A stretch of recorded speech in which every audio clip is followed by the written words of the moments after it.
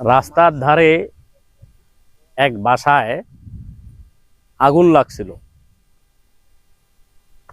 অনেক লোক ওই আগুন নিভার জন্য যাচ্ছিল। এক লোক ওই রাস্তা দিয়ে এক তেলের ড্রাম নিয়ে যাচ্ছিল।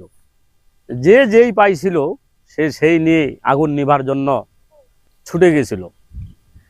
ওই লোক মনে করছে আমার কাছে তো তেলের ড্রাম আছে, আমি ওই আগুনের মধ্যে তেলে ঢালে দেই, আগুনটা নিভে যাও। এই লোক করলো কি, ওই আগুনের মধ্যে তেলের ড্রাম ঢালে দিল।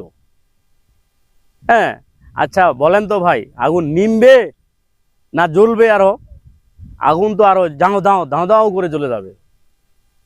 এরপরে আরেক লোক ওই রাস্তা দিয়ে যাচ্ছিল, ও তুলার বোঝা নিয়ে যাচ্ছিল। ও তুলার বোঝা নিয়ে যাচ্ছিল, ও মনে করছে সবাই তো আগুন নিভার জন্য যাচ্ছে, আমিও যাই। ও যায় ওই আগুনের মধ্যে তুলার বোঝা ঢালে দিছে। আচ্ছা আগুন নিভিবে না জ্বলিবে কহেন তো ভাই? আগুন তো আরো বাড়ে গেল পাওয়ার। এরপরে ওই রাস্তা দিয়ে আরেক লোক যাচ্ছিল খড়ির বোঝা নিয়ে, শুকনা খড়ির বোঝা।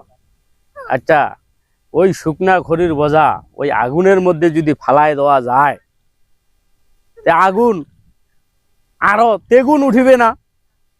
ও ভরভরায় জ্বলবে। আমাদের কর্তব্য হইল আগুন নিভানোর কথা।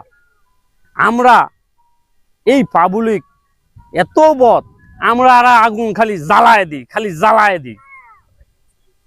এই অবস্থা পাবলিকের। আমি কি বলবো, আর বেশি কথা বলি না, অল্প কথা বলেই বাদ দিয়ে দিই।